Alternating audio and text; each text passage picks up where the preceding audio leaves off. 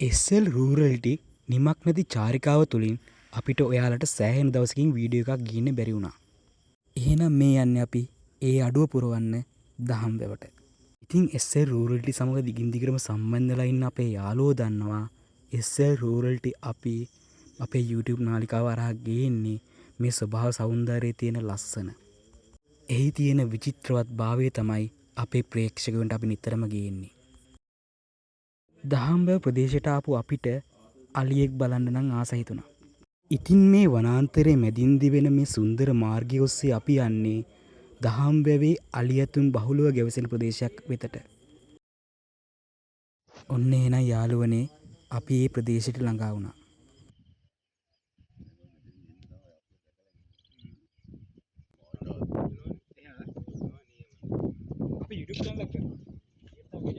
අපි මේ ප්‍රදේශයට ළඟා වෙද්දිම වනාන්තරයෙන් එළියට කවුද එන්නේ කියලා බලන්නකෝ.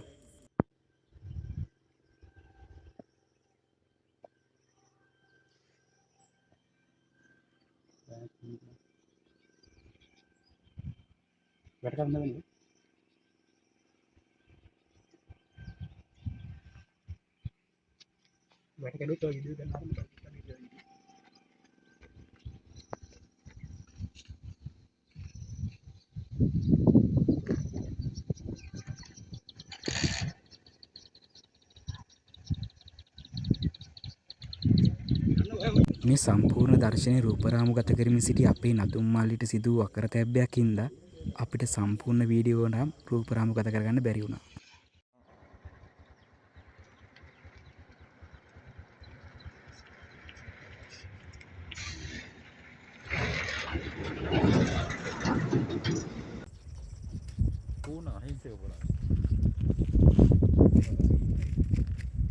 ගල් ගැහිලා වගේ නේද ෆිල්මයක් වගේ දැන් චෙක් වැටා වුණා වයසකයි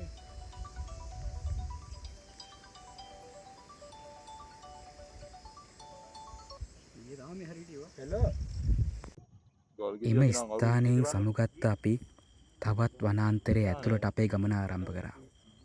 ඔන්න ඉතින් තවත් අපිට යාළුවෝ තුන්දෙනෙක් නම් හම්බ වුණා.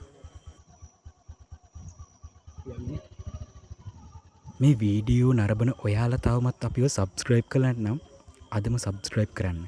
ඒ වගේම මේ වීඩියෝ පිළිබඳව ඔයාලගේ අදහස් කමෙන්ට් කරන්න අමතක කරන්න එපා.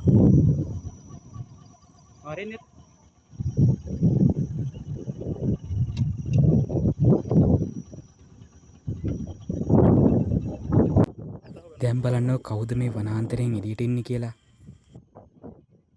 මේ තමයි දහම් වැවේ දීගදන්තු.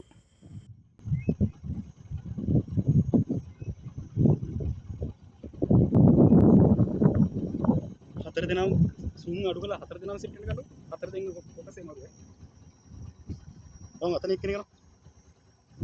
උම්මට සිරි පහයි ඒ පාර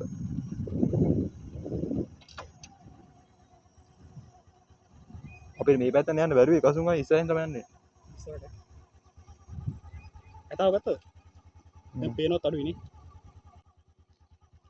කෙමින් කෙමින් අඳුර විසින් පරිසරය වෙලා ගද්දී මේ අයගේ ක්‍රියාකාරකම් එන්න වැඩි වෙනවා. හතර දෙනාම පේනවා ඇතාව පේනවා. කරුණා පාරෙන් අනේ උපයින්නේ යා එතන කරේ කොරයක් තියෙන්නේ. නෑ නෑ මේ පයින් ඉන්නේ මොම් මේ අපින් හින් දෙන්නේ අර බලන්න ඉන්න පයින් එහා පැත්තට මම අර උත්ත වෙනවා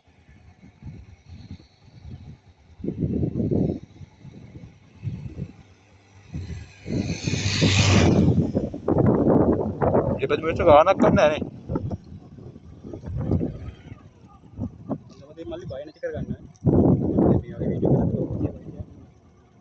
කරන්නේ පේනවා.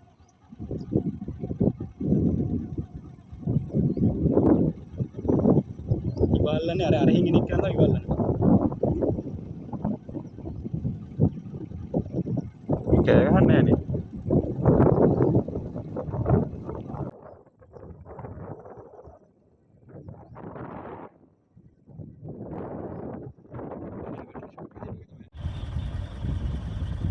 වීඩියෝ ගන්න පුළුවන් බොන්ද වෙනවා හැබැයි.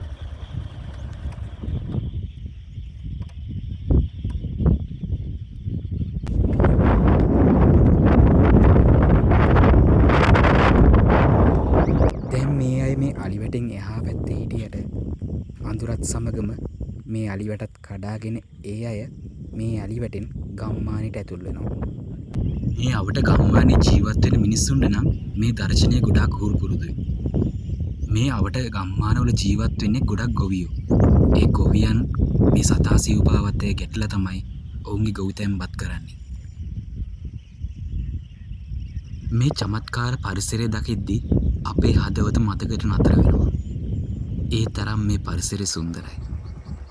මේ සතා සිව්පාව දිහා බලන් ඉද්දී ඒ නිස්කලංක පරිසරයේ තියෙන සුන්දරත්වය තව තවත් වැඩියෙන් අපිට දිස් වෙනවා.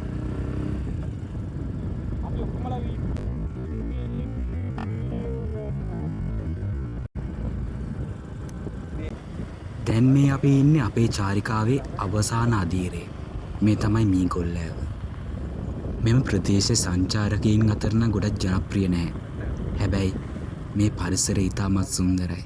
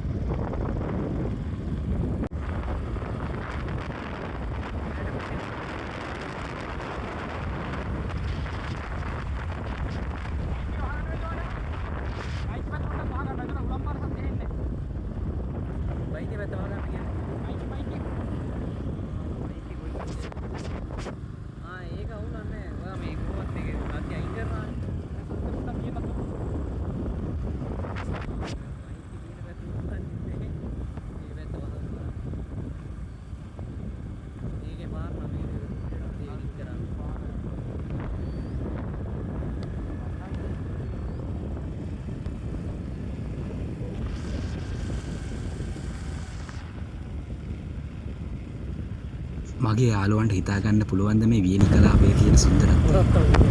ඔව්, මේ පරිසරය ගොඩාක් සුන්දරයි. ඒ වගේම විචිත්‍රවත්. දැන් රෑ බෝ වීගෙන එන නිසා අපිටත් යන්න වෙලාව නම් එවි. එහෙනම් යාළුවනේ නැවතත් දවසක මේ වගේ ලස්සන වීඩියෝ එකකින් හමු වෙමි බලාපොරොත්තු වෙන්න මම ඔයාලගෙන් සමුගන්නවා. ඔයාලා තවමත් අපිව subscribe කරලා නැත්නම් දැන්ම subscribe කරලා bell icon එක click කරන්න. ඒ වගේම මේ වීඩියෝ පිළිබඳව ඔයාලගේ අදහස comment කරන්න අමතක කරන්න එපා. ඒ වගේම ඔයාලගේ පුංචිම පුංචි like එකක් වුණත් අපිට ගොඩාක් වටිනවා කියලා අමතක කරන්න එපා. එහෙනම් නැවතත් දවසක මේ වගේ වීඩියෝ එකකින් හමු වෙමු.